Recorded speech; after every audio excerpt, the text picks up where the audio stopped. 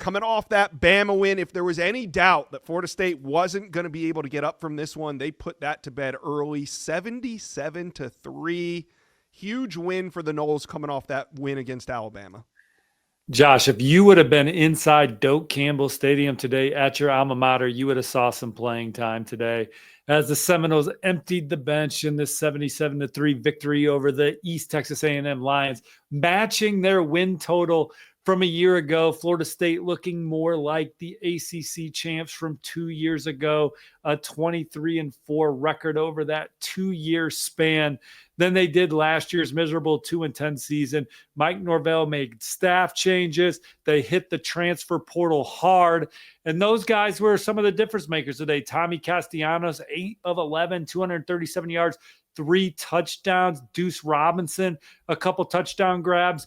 Gavin Sawchuk had 3 touchdowns today. Yeah. Defense playing at a high level under new defensive coordinator Tony White. They dominate Alabama last week. The only 3 points they gave up today were in the fourth quarter when guys like Josh Newberg were playing in the ball game at the end. Florida State, they got a bye week, and then they play Kent State. They're going to be 3-0 going into conference play.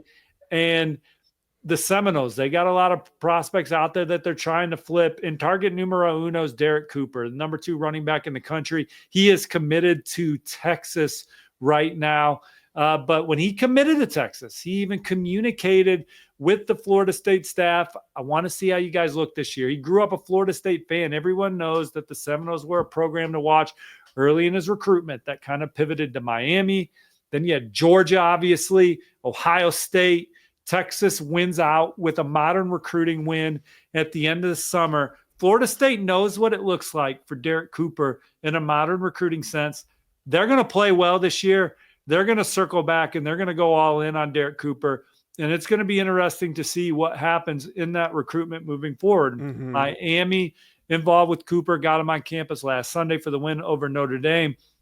But Florida State running back is a position of emphasis for them. Derek Cooper is obviously target numero uno, but they're not putting all the eggs in the Derek Cooper basket, Josh. You have Amari Latimer, who's having a fantastic senior season in the Peach State already. He's committed to Wisconsin, where his brother starts in the secondary for the Badgers. They love Luke Fickell and company, but they are keeping Florida State very warm. A lot of love for Gus Malzahn, David Johnson, the running backs coach. Just a lot of good connections with the staff. Seminoles trying to get Amari Latimer on campus. Same with another 4-star running back, Javari Barnett. He is committed to the Crimson Tide, but dialogue is picking up with Florida State, and I think it's resonating a bit. You know, we'll see what happens. He is close with Coach Gillespie at Alabama, still happy with this pledge with the Tide, but Florida State is really rationing it up for Javari Barnett as well. But Derek Cooper, Amari Latimer, Javari Barnett, those are 3 major flip targets for Florida State. They'll be evaluating senior film. They'll be circling back on prospects that they missed out on the first time around. If they can keep it rolling, we expect them to come out of the bye. How about that? Florida State coach is going to get to go on the road during the bye week, 2-0, including a dominant win over Alabama. The mood around this program, just the perception around the Seminoles quickly changing for Florida State and company right now. Wow. Yeah, it really is. You know, Steve, when I saw QB5 get in, I text Mike Norvell at the end of the third period and said that even though I graduated in 05, I still have some years of eligibility left. QB6, I was on my way to Tallahassee if they needed a QB6 in that game. But yeah, you know, all you can do is beat the teams in front of you and dominate when you can, and that's exactly what they did. Some more flip targets on campus, this via War Chant, and you were able to confirm that Grady Howell did not make it in. He's a Georgia Southern commitment. Mm-hmm. You had DeMarcus DeRoche, Javian Cooper, Caden Carter at linebacker. Do you think some of these names, if Grady Howell would have made it in, I mean, are some of these names just kind of like fall evals where FSU's maybe kicking the tires to see kind of what happens down the road? Well, Grady Howell told me that he is going to be back on the 20th of September, so he will be at the said Kent State game coming out of the Florida State bye. Right. But look, you know, Syracuse, the offensive lineman committed to Syracuse right now. Javion Cooper. Yeah, Javion Cooper. He is an impressive looking in-state prospect that Fran Brown and company very excited to have in the fold out of Melbourne, Florida. Number 31 offensive tackle in the country per Rivals. He is someone that other schools have reached out for and have tried to push for here late in this cycle, including Nebraska. But Florida State certainly will be a program to watch moving forward, in my opinion, if they are on the gas in the recruitment of Javion Cooper. All right. And we have some breaking news in the FSU world. The Seminoles just landed a commitment. Matt Lasser of War Chant is reporting Jamari Foreman out of Plantation High School. He's a 2027 corner, 6 foot 165. Committed FSU. I mean, this is what happens, Steve. We talked about this on the last recruit reaction. Just the difference between when a team hosts recruits on a winning Saturday versus when they lose that home game. And I think, you're seeing the dividends pay off right here. Florida State lands Jamari Foreman, cornerback out of Plantation High School. Didn't wait long to jump on his offer. Florida State out in front early in the recruitments of Jamari Foreman. And our guy, Marcus Benjamin, got a chance to see him at the Crib Classic at the end of July. Named him an honorable mention top performer from the star-studded event. So Florida State getting one of their exciting targets early on in the 2027 process. That's why I love this recruit reaction show. I mean, not only are we recapping the games, but there's big news happening as we go. Steve, talking about big news, last weekend it was Kavian Bryant. He was the headliner of a huge visit weekend for Florida State. He's the number one quarterback in the Rivals industry rankings in the 2027 cycle. He's out of Palestine, Texas, and there's a lot of competition in state, but the Florida State Seminoles have a foot, maybe they have more than a foot in the door here, Steve.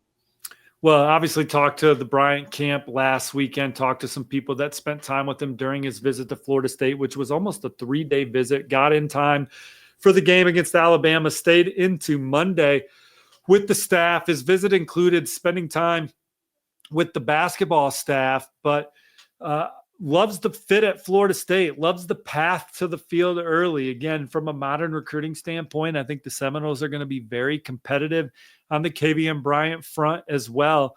And there is a lot of optimism around FSU that they are indeed the one to beat for Kavian Bryant right now. Now, Texas Tech is a program that's pouring a lot into the Kavian Bryant sweepstakes as well. How do you bet against Texas Tech after they've been able to land LaDamian Guyton and Cooper Hackett, a 5-star pass rusher and a 5-star offensive tackle to start their 2027 class? SMU, the Texas Longhorns, also on the docket for visits coming up in the near future, with the decision coming in the next couple months. Talking to the family, Kavian wants to make his decision soon.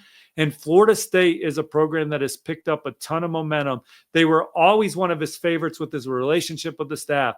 But now with the way they're playing, what Mike Norvell has done historically, the pathway to the field early, and then you start adding in the modern recruiting components, Florida State's in a really good spot, if not the one to beat for Kavian Bryant as he continues to go through his process. Man, I mean, a couple wins and all of a sudden Florida State recruiting heading in a completely different direction than we thought it would when the season opened. But this is why you play the games. FSU fans, how are you feeling? 77 points today. Huge win.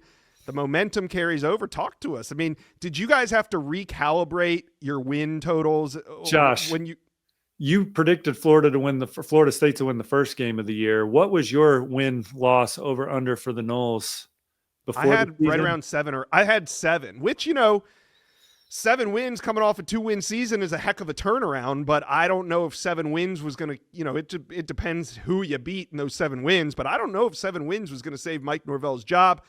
Now, like much, I want to hear from FSU fans in the comment section, but what have we recalibrated our FSU win total to? Because now, I mean, I would say if it's anything less than, if you beat Bama in week 1, anything less than 8, you might have some upsets there. So we're looking at Florida State. Yeah. I mean, they should beat Stanford, right? I mean, Clemson's not Look, who we thought they were. Look, Kent State 3-0. Then you're on the road at Virginia. That'll be a tough ball game that they should win. Then you got Miami in Doak on October 4th for what will be awesome. Pitt's never a easy one. Should beat Stanford, should beat Wake Forest, should beat Clemson, should beat the Tigers.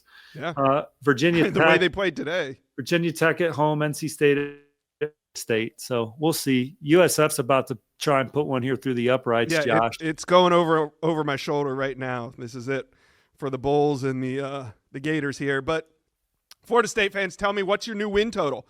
I know that the win total is different now that they beat Bama in week 1, so get on in here and tell us what you think.